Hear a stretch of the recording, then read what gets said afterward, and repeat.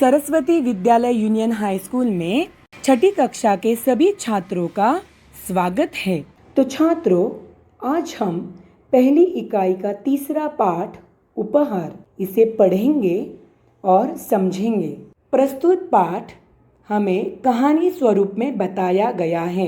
कहानी में ऋत्विक नामक एक गरीब लड़का, उसे पुस्तकें पढ़ने का काफ़ी शौक था, तो पूरे ईमानदारी और लगन से उसने अपने इस पुस्तक पढ़ने के लक्ष्य को किस तरह प्राप्त किया, यह बताया गया है। साथ ही में कहानी का मुख्य भाव यह है कि मनुष्य को हमेशा सत्य की राह पर चलना चाहिए। जो वस्तु हमारी नहीं है उसका मोह करना ठीक नहीं होता है। दूसरों की मदद करना सच्चा मनुष्य धर्म कहलाता है। और कहानी में जो ऋत्विक नामक बच्चा है, उसके समान बाकी सभी जो आप छात्र लोग हैं, इन्हें भी पुस्तकें पढ़ने और उन्हें इकट्ठा करने एवं सहेजकर रखने का शौक होना चाहिए, यह बताया गया है। पहले हम पाठ पढ़ेंगे, फिर मैं आप सभी को हर एक गद्य खंड समझाऊंगी, उसमें आए हुए शब्दार्थ बताऊंगी। एक गांव में ऋत्विक नाम का लड़का रहता था। वह बहुत गरीब था।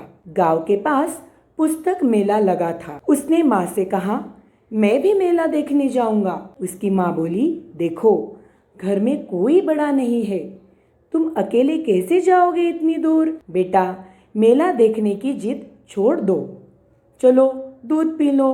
अपनी माँ की बात सुनकर ऋत्विक उदास हो गया और एक पेड़ के नीचे जा बैठा। अचानक उसकी दृष्टि दूर पेड़ों के पीछे गई, जहाँ बहुत तेज रोशनी थी। वह उठकर वहाँ गया। वहाँ सुनहरे पंखों वाली एक परी खड़ी थी। ऋत्विक ने हैरान होकर उस परी से पूछा, तुम कौन हो? वह बोली, मैं परी हूँ, लेकिन तुम यहाँ उदास क्यों बैठे हो? परी का प्रश्न सुनकर ऋत्विक की आंखों में आंसू आ गए। वह बोला, मैं अपने दोस्तों के साथ पुस्तक मेला देखना और पुस्तकें खरीदना चाहता हूँ। यह कहकर ऋत्विक खामोश हो गया। तब परी बोली, इसमें दुख की क्या बात है? यह समझ लो, तुम्हारी मदद करने के लिए ही मैं आई हूँ। ऐसा मैं तभी करूँगी जब तुम मेरी परीक्षा में उत्तीर्ण हो जाओगे। कौन सी परीक्षा है? ऋत्विक ने पूछा। परी ने कहा, बता दिया तो परीक्षा कैसे? छात्रों, यहाँ पर शुरुआत में हम पहले दो गद्य खंडों के अर्थ समझकर लेंगे और उसमें पहले मैं आपको बताऊंगी कुछ शब्दार्थ और मुहावरे। पहला शब्दार्थ है गरीब। गरीब का अर्थ है निर्धन या दीन। यहाँ पर द को दूसरी वेलांटी है, उसका अर्थ है पुअर। पुस्तक मेला, पुस्तकों की प्रदर्शनी, बुक एग्जीबिशन। रोशनी, प्रकाश या उजाला यानी लाइट। सुनहरा, सोने के रंग के समान। परीक्षा, इम्तिहान। यहाँ पर कुछ मुहावरे देखेंगे।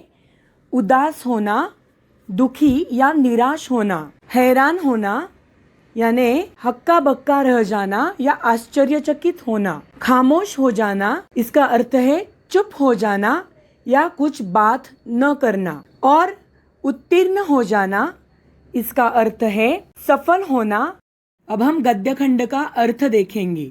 एक गांव में ऋत्विक नाम का लड़का रहता था। वह बहुत ही गरीब था। गांव के पास पुस्तक मेला लगा था। देखो, यहाँ पर बताया गया है कि एक गांव था, वहाँ पर ऋत्विक नाम का एक लड़का अपनी माँ के साथ रहता था।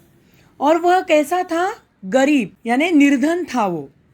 और उसके गांव के पास में ही एक पुस्तक मेला लगा था। पुस्तक मेला यानी पुस्तकों की प्रदर्शनी लगी थी, बुक एग्जीबिशन लगा था। तो अपनी माँ से बोल रहा है कि मैं भी मेला देखने जाऊंगा। माँ सुनो, मुझे भी मेला देखने के लिए जाना है उसके दोस्तों के साथ। तो यहाँ पर माँ उसे क्या बोल रही है? देखो, घर में कोई बड़ा नहीं है, तुम अकेले कैसे जाओगे इतनी दूर? तो हमारे घर में कोई बड़ा नहीं है, मैं तो तुम्हारे साथ नहीं आ सकती। तो तुम्हें मैं अकेले नहीं भेज सकती। तो माँ उसे बोल रही है, देखो बेटा, तुम ये जिद छोड़ दो, मेला देखने की जिद छोड़ दो, चलो अपना दूध पी लो, तुम अपना दूध पी लो, मैं तुम्हें वहां पर नहीं भेजने वाली। तो अपनी माँ की ये बात सुनकर ऋत्विक उदास हो गया, उदास यानी दुखी हो गया, निराश हो गया, क्योंकि वहां पर उसे तो मेला देखने जाना था, लेकिन माँ उसे भेज नहीं रही थी। तो उदासी के कारण फिर वो एक पेड़ के नीचे जाकर बैठ गया। आगे देखते हैं। अचानक उसकी दृष्टि दूर पेड़ों के पीछे गई, जहां बहुत तेज रोशनी थी। वह उठकर वहां गया। वहां सुनहरे पंखों वाली एक परी खड़ी थी। देखो, जब वो निराश होकर एक पेड़ के नीचे जाकर बैठ गया, तो अचानक से उसकी दृष्टि उससे कुछ अंतर पर कुछ पेड़ थे, उन पेड़ों के पीछे गई। क्यों गई? तो वहां पर उसे एक रोशनी दिखाई दे रही थी। रोशनी यानी उजाला दिखाई दे रहा था, और उस उजाले के तरफ वह उठकर चला गया। और वहां जाकर क्या देखता है? सुनहरे पंखों वाली एक परी वहां पर खड़ी थी।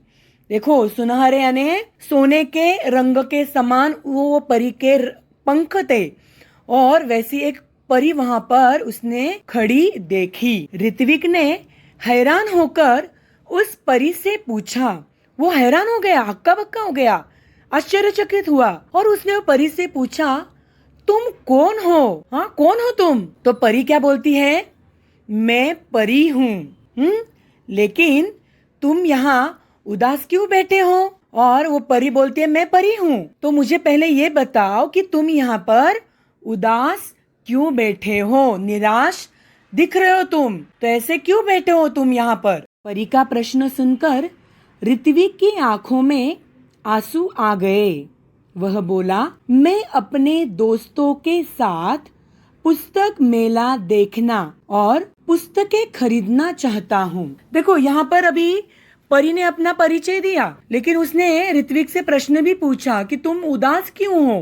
तो परी के इस प्रश्न को ऋत्विक की सुनकर ऋत्विक की आंखें भर आई।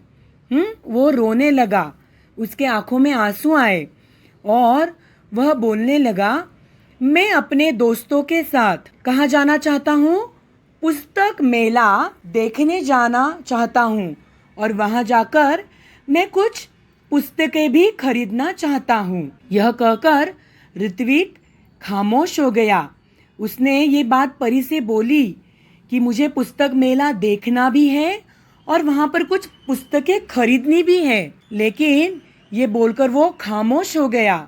खामोश होना यानी वो चुप हो गया, शांत हो गया, कुछ भी बात आगे उसने नहीं बोली। फिर तब परी उसे बोलती है, इसमें दुख की क्या बात है?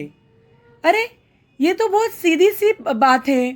हाँ, तुम दुखी क्यों हो रहे हो यहाँ पर? हाँ, तो परी यहाँ पर उसकी वो परेशानी समझ गई थी। तो परी उसे बोल रही है, यह समझ लो, तुम्हारी मदद करने के लिए ही मैं आई हूँ। तो परी उसे बोल रही है कि तुम डरो मत, तुम दुखी मत हो जाओ, मैं तुम्हारी मदद के लिए ही यहाँ पर आई हूँ, ऐसा तुम समझ लो। ऐसा मैं तभी करूँगी जब तुम मेरी परीक्षा में उत्तीर्ण हो जाओगे। तो परी उसे बोल रही है, मैं तुम्हें मदद करूँगी, लेकिन उसके पहले तुम्हें एक परीक्षा यानी एक इम्तिहान देना होगा।